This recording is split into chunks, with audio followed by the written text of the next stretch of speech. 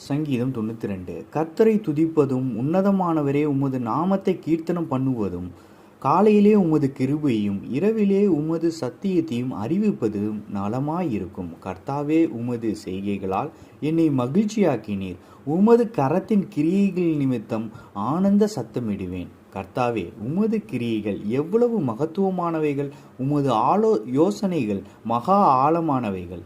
மிருககுலமுள்ள மனுஷன் அதை அறியான், மூடன் அதை உணரான்.